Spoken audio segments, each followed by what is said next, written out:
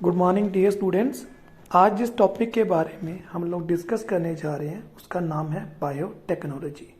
देखिए ये यूनिट काफ़ी लंबा है, तो मैंने क्या किया है फॉर इजीनेस इसके छोटे छोटे वीडियो बनाऊंगा एक एक एस्पेक्ट को कवर करके। आज का मेन है जेनेटिक इंजीनियरिंग और उसके टूल्स में से एंजाइम।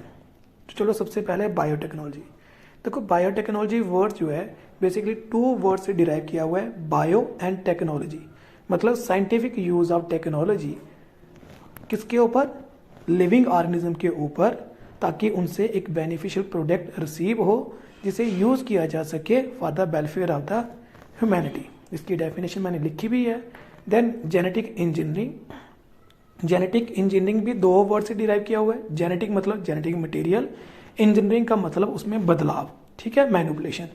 तो वो वाली साइंस जिसमें हम जेनेटिक मतलब डीएनए और आरएनए में हम लोग बदलाव लाते हैं उसे जेनेटिक इंजीनियरिंग कहा जाता है। इसे डीएनए मेकअप भी कहा जाता है, इसे रिकम्बिनेंट डीएनए टेक्नोलॉजी भी कहा जाता है, क्योंकि रिकम्बिनेंट का मतलब होता है री मीन अगेन, कम्बिनेंट का मतलब कम्बिनेशन।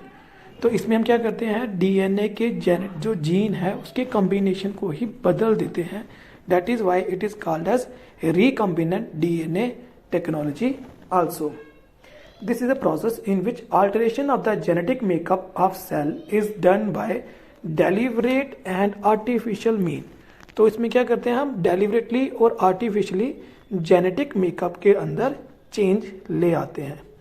तो बायोटेक्नोलॉजी एक ब्रॉडर सब्जेक्ट है और हम जो सिलेबस में कवर करेंगे उसका एक aspect that is genetic engineering. और मैंने उसके नाम बताए कि जेनेटिक इंजीनियरिंग भी कहा जाता है, डीएनए मेकअप भी कहा जा सकता है, रिकम्बिनेंट डीएनए टेक्नोलॉजी भी कहा जा सकता है, जहाँ जेनेटिक मॉडिफिकेशन भी कहा जा सकता है। Not tools. तो इसके कौन कौन से टूल्स होते हैं, पहला तो है एंजाइम, दूसरा गलती से मैंने वेक्टर लिख दिया, अदरवाइज आना था डोनर और डीएनए लाइब्रेरी, तीसरा आना था vector and fourth is host. अब सबसे पहले एंजाइम। तो देखिए जेनेटिक इंजीनियरिंग में एंजाइम का काफ़ी ज़्यादा रोल है, इसके बिना जेनेटिक इंजीनियरिंग फिजिबल है ही नहीं। तो कौन कौन से एंजाइम है, पहला है लाइसिस। लाइसिस का मतलब होता है तोड़ फोड़ करना। तो देखिए किसी भी बैक्टीरिया से या लिविंग ऑर्गेनिज्म से अगर हमने एंजाइम को निकालना है तो पहले उस सेल को तोड़ना पड़ेगा, और वो वाला एंजाइम जो सेल को ओपन अप करने के लिए हेल्प करता है उसे हम लाइसिस एंजाइम कहते हैं। Then cutting enzyme. ऑब्वियसली बात है, अगर हमें कोई जीन चाहिए तो हम उस जीन को काट के निकालेंगे, ऑब्वियसली नॉट विद सीजर। तो वो वाला एंजाइम जो डीएनए को कट करने में हेल्प करता है और आरएनए को कट करने में हेल्प करता है उसे हम कटिंग एंजाइम कहते हैं, जो कि 3 टाइप के होते हैं। एक्सोन्यूक्लियस जो कि डीएनए को टर्मिनल एंड पे काटता है, एंडोन्यूक्लियस जो कि डीएनए को टर्मिनल एंड से नहीं बीच में से काटता है, और रिस्ट्रिक्टेड एंडोन्यूक्लियस एंजाइम जो कि फिर 3 टाइप के होते हैं, RE1, RE2 एंड RE3। ये क्या करते हैं, डीएनए को स्पेसिफिक साइट्स पे काटते हैं रादर देन रैंडम।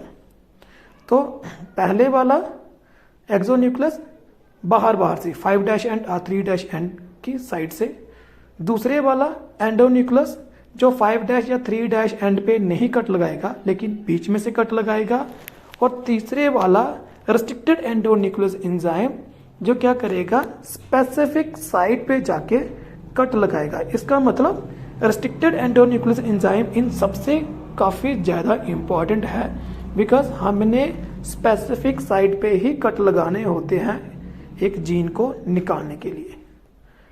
देन आता है पॉलीमरेज एंजाइम। पॉलीमरेज एंजाइम वो वाला जो आरएनए या डीएनए बनाए, तो डेट इज वाई ये 2 टाइप के हैं, रिवर्स ट्रांसक्रिप्टेज एंजाइम और दूसरा आता है डीएनए पॉलीमरेज एंजाइम। देखिए रिवर्स का मतलब होता है उल्टा और विपरीत। ट्रांसक्रिप्टेज जो वर्ड है वो डिराइव किया गया है ट्रांसक्रिप्शन से। तो ट्रांसक्रिप्शन होता है फॉर्मेशन ऑफ mRNA और RNA फ्रॉम द डीएनए। तो रिवर्स ट्रांसक्रिप्शन क्या हुआ, ट्रांसक्रिप्शन का उल्टा। तो ये क्या करता है, आरएनए से डीएनए बनाता है। तो लेट्स से आपके पास mRNA है, मैसेंजर आरएनए है, तो ये वाला एंजाइम क्या करेगा, मैसेंजर आरएनए से एक डीएनए का स्ट्रैंड क्रिएट कर सकता है। दैट इज वाई इसे हम रिवर्स ट्रांसक्रिप्टेज एंजाइम कहते हैं। होपफुली आपने अंडरस्टैंड किया होगा कि आपके पास mRNA था, डीएनए नहीं था। आपने उस mRNA को यूज किया है और इस एंजाइम ने आपको उसे कन्वर्ट करके एक डीएनए बना के दे दिया। देन डीएनए पॉलीमरेज, ऑब्वियसली नाम ही बता रहा है कि ये डीएनए से डीएनए बनाएगा। तो ये क्या करता है, जो डीएनए के दो स्टैंड है जब वो अलग हो जाते हैं तो हर स्टैंड में ये अपना रोल प्ले करता है एक नया स्टैंड बनाने के लिए। जैसे कि आप फिगर में देख सकते हैं, डबल स्टैंडर्ड डीएनए के दो स्टैंड अलग हो गए और हर एक स्टैंड के साथ डीएनए पॉलीमरेज जुड़ गया।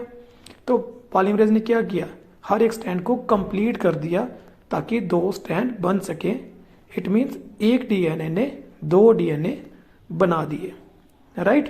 तो रिवर्स ट्रांसक्रिप्टेज एंजाइम और डीएनए पॉलीमरेज एंजाइम में यही डिफरेंस है कि वो आरएनए से डीएनए बना रहा है और ये डीएनए को यूज करके अनदर डीएनए की कॉपी बनाता है। तो चलो आगे बढ़ते हैं।